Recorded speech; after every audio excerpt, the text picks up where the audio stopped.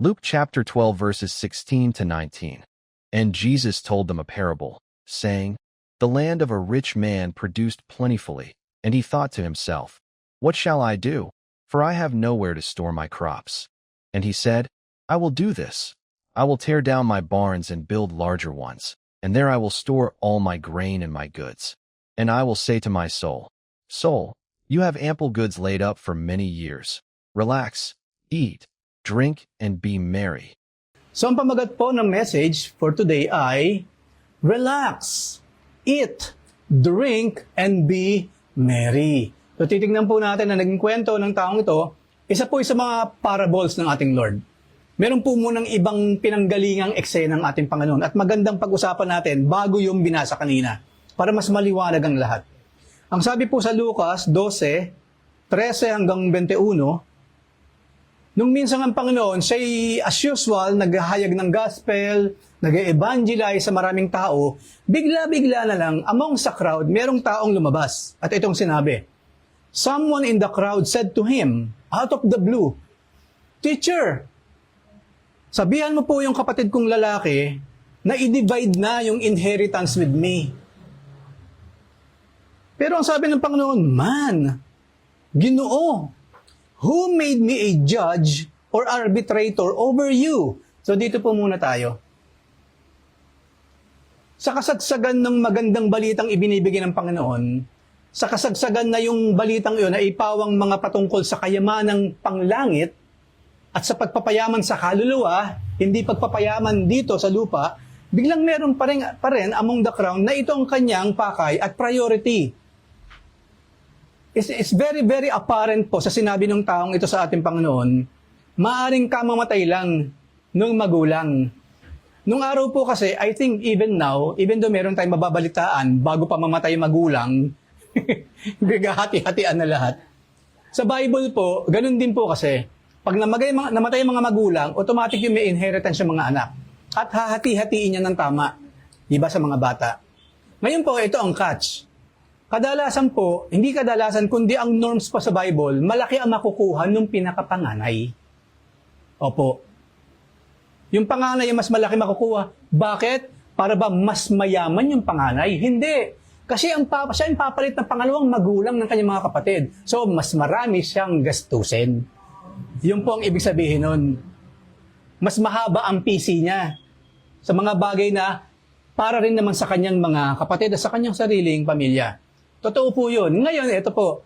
Apparently po, according din po sa mga theologian, itong taong to, nung makita niyang ang laki nung nakuha ng kuya niya, gusto pa niyang makihati doon sa mas malaking yaman na nakuha ng kuya niya. Makikihati pa siya. Alam niya naman, by law, tama lang na yung pinakapanganay, since siya ang magtataguyod din ng pamilya na mamatay ang kanilang mga magulang, dapat lang mas malaki makukuha niya.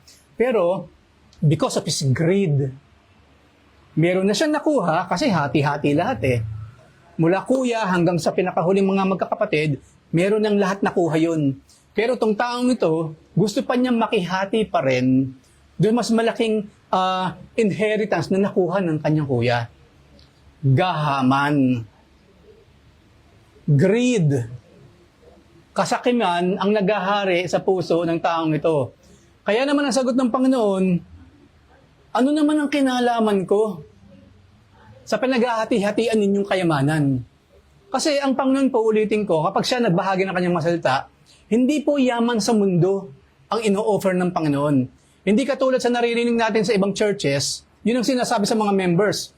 Alam mo, maging Kristiyano ka lang totoo, yayaman ka. Sumama ka lang sa church namin, hindi ka na magkakasakit kahit kailan. Sumama ka lang sa church namin, lahat ng hingin mo sa Diyos, ibibigay niya. Marami pong mga pastor, mga nagpipreach ngayon, nangangako ng mga bagay na hindi pinangako ni Kristo. Mag-iingat po tayo doon, kaya dapat alam po natin ang Biblia. Tika muna. Ang sabi ng pastor, yayaman ako pag naging Kristiyano. Pero asan yung sinasabi sa Biblia about it? Ang sabi ng pastor, pag ako naging Kristiyano, tatangkad na ako, gaganda pa. Nasaan sa Biblia yon? Kasi po merong ganyan, ako po mismo nakapanood ako ng ganyan. Ang sabi nung nagpipreach, yayaman, yayaman, yayaman, gaganda, gaganda. Ngayon, ang tanong ito, nasaan sa Biblia na si Jesus? Nag-offer siya ng mga makamundo na mga pagpapala. Normal po na since nasa mundo tayo, pag tayo pinagpala ng Diyos spiritually, magre-reflect yon sa ating physical na mga kalagayan. Yung dati kang wala, magkakaroon ka kasi spiritually, yumaman ka eh. Ang Bible po ganon. Ang uunahin ng Diyos, espiritu or kaluluwa natin.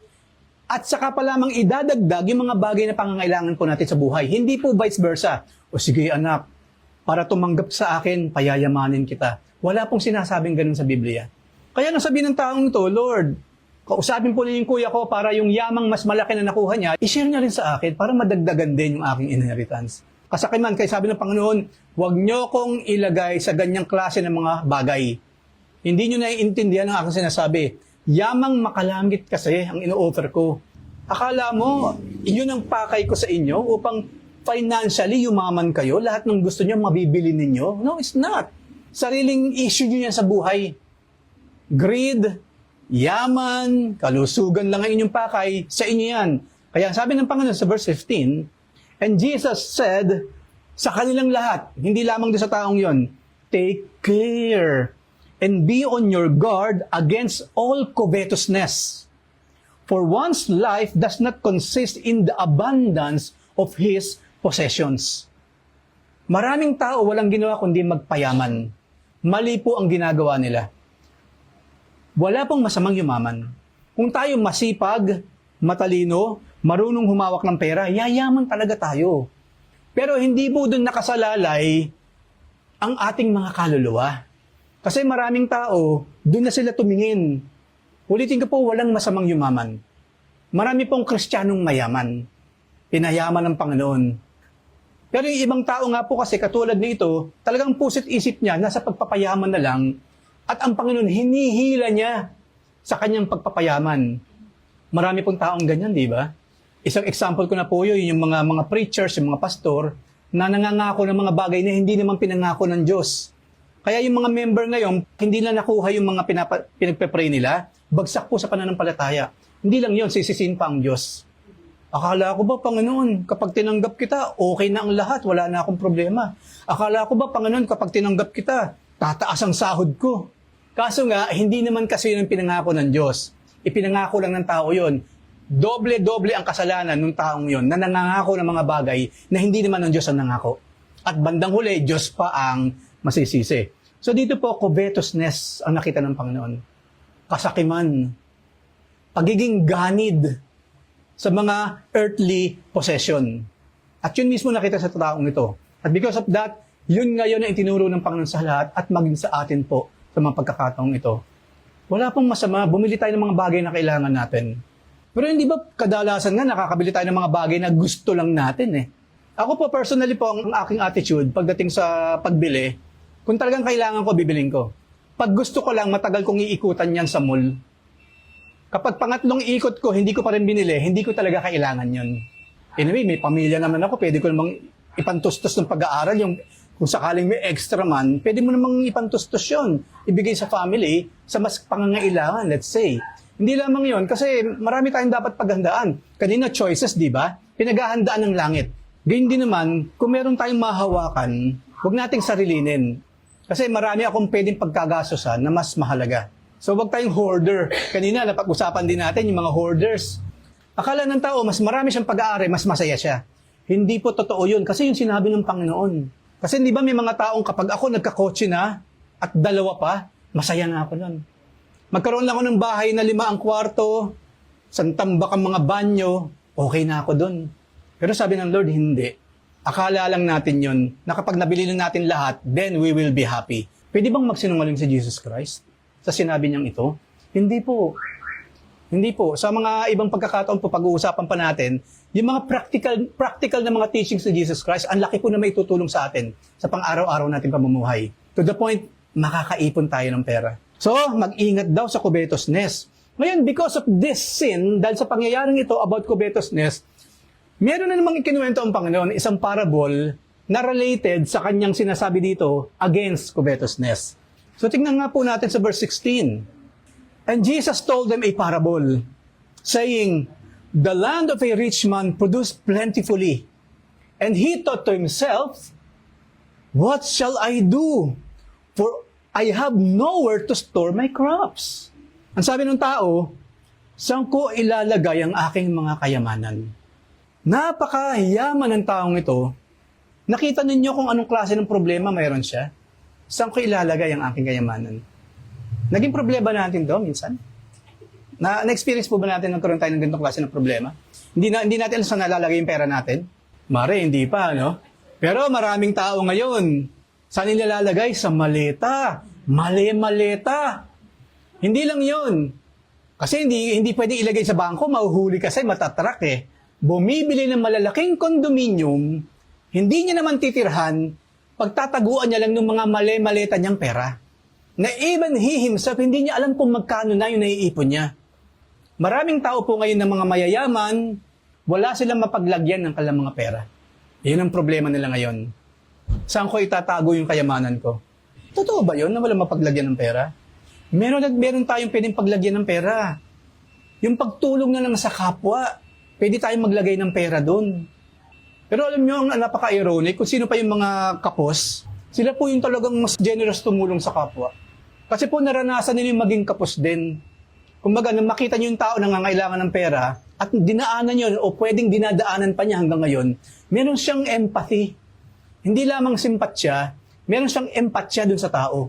Kumbaga, nasasaktan din siya sa nakikita sa taong to, kaya siya nagbibigay. Pero yung mga tulad po ng mga mayayaman, especially po yung mga yumaman sa pagnanakaw, wala silang ganung klase ng simpatsya.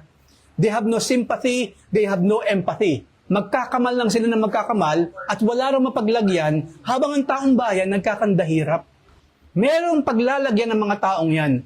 Kung ang batas ng tao hindi sila kaya ipakulong, meron ako sigurado, according sa Biblia, meron silang paglalagyan ng Diyos. Ang Diyos ang magbababa ng justice sa mga taong yan. Hindi po sila makakaligtas. Hindi sila makakaligtas at makikita po natin yan sa kwentong ito. I will do this. Gigabayin ko yung aking mga kamalig at gagawa ako ng mas malalaki na klase ng mga kamalig. At doon ko itatago ang lahat ng aking kayamanan. Naranasan ba natin magkaroon ng vault sa bahay? Yung ginaganon-ganon pa? May pangbili nga nung vault, wala tayo eh. Magugulat pa uy, may vault ka. Ano laman yan? Wala. Kasi pinambili ng vault eh. Wala ko ng pera. Diba? Pero siya po, gusto niyang bumili ng mas malalaking vault kasi wala siyang mapaglagyan ng kanyang mga kayamanan. So, ang ganda ng plano. Pero, ito po ang naging masama. Yung susunod niyang sinabi. Kapag nagawa ko ng bumili ng maraming kamalig, kung saan doon ko ilalagay maraming kayamanan, I will say to my soul, sasabihin ko sa aking kaluluwa, soul, you have ample goods laid up for many years. Relax, eat, drink, and be merry. Hanggang dito lang po ang plano niya sa buhay. Sa maraming niyang kayamanan, isa lang talaga ang pakay niya. Magpakasasa ng maraming taon dun sa kayamanang meron siya. At alam niyo po ba na blasphemy yung kanyang sinabi? Kinausap pa niya yung sarili niyang kaluluwa. Na para bang hawak niya yung sarili niyang buhay? Isa lang po ang may hawak ng kaluluwa. Diyos lang. Pag ang Diyos pinitik yung kaluluwa natin sa katawan natin, patay ang katawan. Ang kaluluwa, hopefully, pinili natin yung masikip na daan, langit ang punta noon. Or kung pinili natin yung maluwag, then alam na natin kung saan pupuntahan natin. Yung kabaliktaran ng langit. Blasphemy. At marami pong taong ganyan.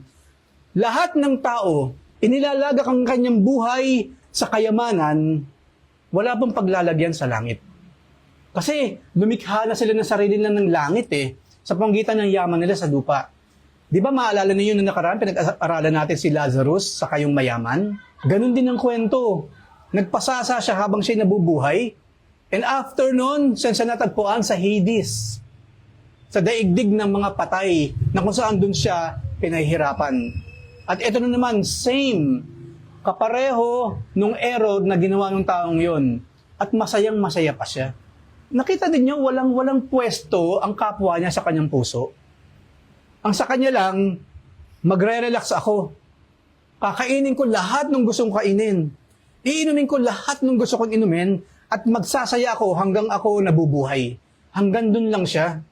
Walang Diyos na pinag-uusapan, walang taong pinag-uusapan, sarili lang niya. Maraming katulad po ang taong ito, especially po sa panahon natin ngayon. So ano nangyari po next? Then verse 20, but God said to him, hangal, this night your soul is required of you. At lahat ng mga kayamanang kinamal mo, saan yan ngayon mapupunta? Ang sabi ng Panginoon, kahangalan para tayo magtiwala sa kayamanan sa mundo at kahangalan para after natin magkamal ng kayamanan sa mundo, sarili lamang natin ang ating iniisip. Dapat kasi yan po, isinishare. Kasi karamutan po yun.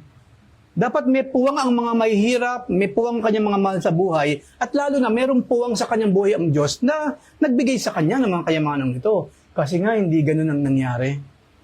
Nagpasasa lang siya sa kayamanan, and that's it from Him. So, sabi ng Panginoon, yan ay malaking kahangalan, kahungkagan, kawalan ng katinuan, yung ganyang klase ng mga behavior ng bawat tao.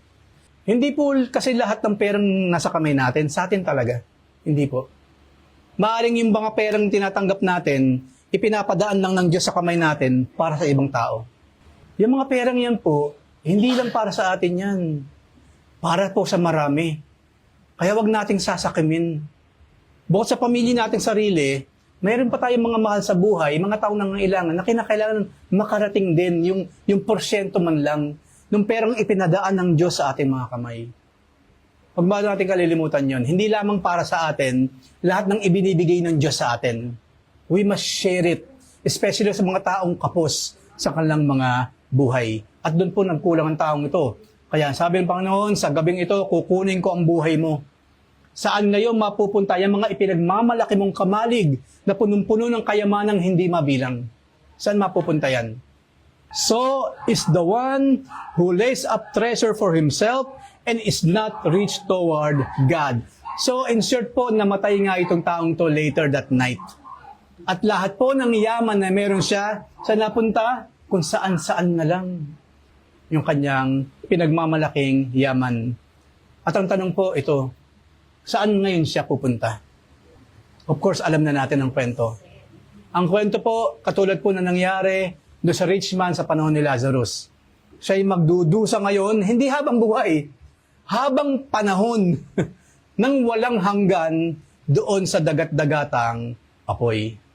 Hindi po siya magiging full kung mayaman siya at siya'y matulungin at makadiyos. Magtrabaho tayo, mangarap tayo ng mataas, wala pong masama. Wala pong sinabi sa Biblia na bawal mangarap ng mataas. Wala pong sinabi. Andyan pa nga ang Diyos para tulungan tayo eh. Basta't gawin mo akong partner, isama mo ko sa buhay mo, gawin mo akong tagapanguna sa buhay mo, kapag ikaw nakaranas ng kayamanan, mas mararamdaman mo siya ng lubos. Kasi alam mo, hindi ka nagkulang sa akin eh. Pakinggan po natin yung sinabi ng ating Panginoon. Walang masamang yumaman, walang masamang magkaroon tayo ng mga material possessions, walang masama doon. Basta't wag nating ilalagay doon ang ating pag-asa at ang ating puso, ang ating kaisipan, ang ating panahon, kundi ilaan pa rin natin sa Diyos at bahaginan natin ng kayamanan ng ginhawa ang kapwa natin tao. Wala nang ibang pinakamapalad kundi tayong lahat na hindi susunod sa taong ito, kundi susunod sa ating Panginoon. So sa ating pong verse to ponder, Matthew 6:19 to 21. Do not store up for yourselves treasures on earth. Kasi daw merong moth, merong mga rust na magde-destroy sa kanila. At hindi lamang yon, may mga magnanakaw na papasok sa ating tahanan at nanakawin ang mga bagay na yan. But store up for yourselves treasures in heaven, where neither moth nor rust destroys. For where our treasure is, there your heart will be also. Pakinggan po natin ang Panginoon, mag-ipon tayo ng kayamanan sa langit. Bilang panghuli po, ipapasok ko na lang, ano ba yung kayamanan na pinag-uusapan natin dito? Alam niyo kung ano yung kayamanan sa langit? Yung pong mabubuting gawa na ginagawa natin sa ngalan ni Jesus at sa pagmamahal na rin natin sa ating kapwa.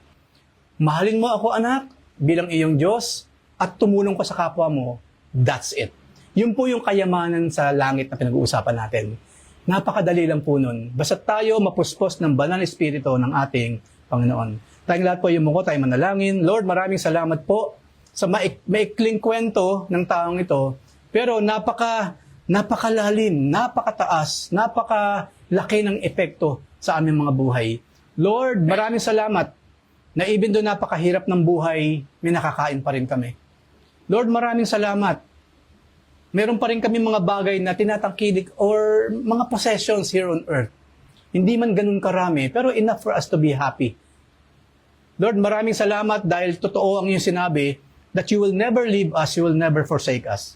Lord, maraming salamat, totoo ang iyong sinabi na kapag ikaw po nagbigay, higit pa sa aming inaasahan.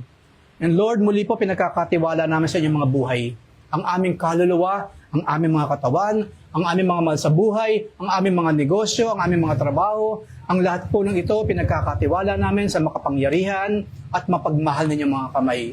O Diyos, wala nang kaming iba pang mahihiling, kundi patuloy mo kaming turuan na magbasa ng inyong mga salita at sumunod ng tama sa lahat ng inyong mga alintuntunin. Yamang nasa langit, thank you very much, pinupuri ka po namin, dinadakila. Ito pong aming samot-dalangin sa ngalan po ng inyong bugtong na anak na si Jesus. Amen and Amen.